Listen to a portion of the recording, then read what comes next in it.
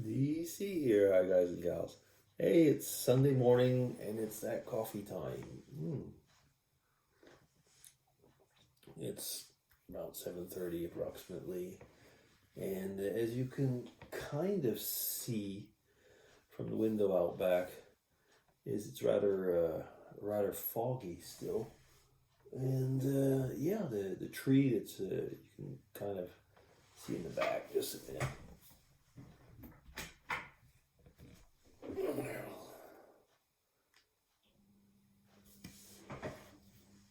Try and have a room with a view. No, actually, the tree is losing its leaves, which is not a big surprise, is it? But it's a nut tree, a walnut tree, and it always loses its leaves pretty much at the end. It takes a long time to get the leaves. Uh, we don't really get many. I'll just stop it. We don't get many walnuts from it actually, because the birds end up taking most of the things. It's quite impressive, actually. Well, I have said this before, but how we finally got that tree, it must be almost certainly, was a bird that dropped a walnut or something there, and the tree just started to grow because it's a completely wild tree. We never put it, but it became big after a few years. It really did. And we really enjoy the privacy or the privacy, depending on where you live, that it gives us. Yeah. Oh, over here in Switzerland, it's starting to get cold. It's mornings we get up and it's low single digits. The other day it was actually at 0 Celsius, which is 32 Fahrenheit. So just freezing. People are always going on, about it. It's not as cold as it used to be, and this and that. What I don't like about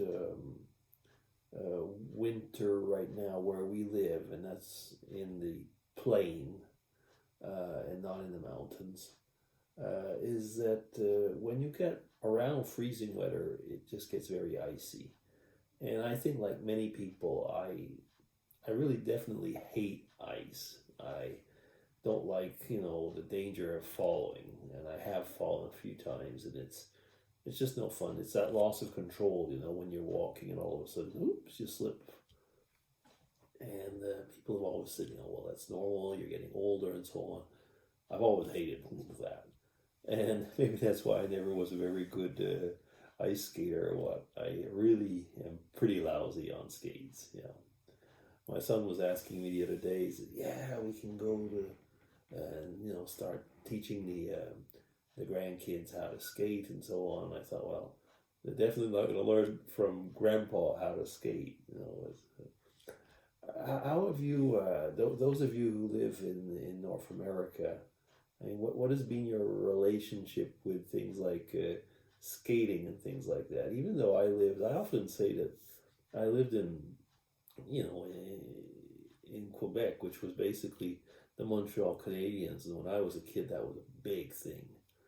But myself, I mean, we played hockey in the street. We were wearing boots most of the time. We rarely had access to an actual skating rink. Some people, I say some people, would make their own skating rink, but it never was quite the same. And our relationship to snow and winter sports was, toboggans, sledding, uh, cross country skiing up to a point. When we were kids, my dad used to work. He used to work at a ski center at one point in the winter, especially. And my mom used to work. Well, it was the same company. It was a big story, a long story, but the same people that own, I was going to say half of the town, owned the ski center. And my mom didn't actually work at the ski center, but she worked in an office for those people. So she often had to take care, of the accounting for the ski center and stuff like that. But that gets to saying that my dad had bought us like some skis, some secondhand skis probably at the time. but we couldn't really afford to go to the ski center, so we would take those skis, and we would do pseudo cross country skiing. We didn't have cross country skis, but we had the other type. So we would slosh along and slug ourselves along the fields, and wherever there was a little hill, we could go down it and so on. But it was hard work. I mean, have you ever tried to?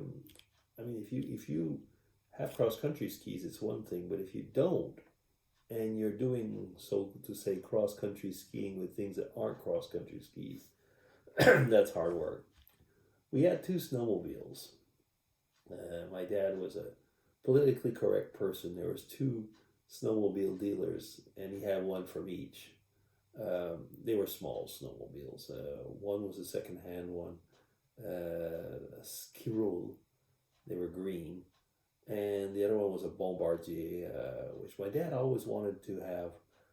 It had two tracks, and he had made his own trailer, so going back of it.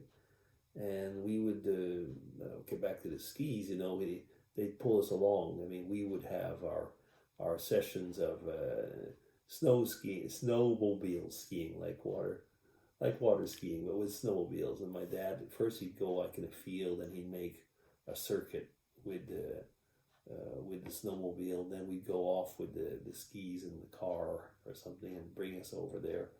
And we put on the skis, and he'd just basically drive us around. We had great fun like that. We would put also and he didn't go too fast, in case you're wondering. But yeah, memories like that. I was walking along yesterday with the grandkids, and we were walking along, and Michael, so that's the first grandchild, asked his dad, to beat a horse. Basically he wanted to be on his shoulders. So of course, as soon as that happened, Matthew was the second one, came to Grandpa and asked if he could do the same. So of course, yes. I mean, he's still a weight. Yeah. Michael's getting pretty heavy, actually. I mean, you can feel it on your shoulders after a while. But the other one, the smaller one, is still, it's quite easy. But I wasn't shaving yesterday. So he was spending all of his time actually running his fingers up like that and saying, pick, ça pique, and he was telling me that, and I laughed, and it was quite amusing, actually. Yeah, it's part of the small joys, and I don't know, maybe because it's the weather, it's coming slowly up to winter, it brings up old memories, at times of things that you did as a child. And actually unique things that you did as a child. Each of us, I think, I see the time moving on. Each of us will realize there's things that we did as children that our children will not do, because it's either a different world, or we don't have the same things. We don't live in the same places. Like I don't have a snowmobile, for example, stuff like that. But there are other things. So, you can think about that, but that's also what makes our memories for us, so special. I mean, because they're really ours. They're not like somebody else, or they're shared with just a small group or a select group. Okay, I guess that's about it. I've seen it. I'm coming to 9 minutes, and I guess DC will be signing off, finishing off his coffee. Probably go do a few Spanish lessons before we go to church. Okay. DC signing off. Take care, everybody. Bye-bye. Have a great Sunday.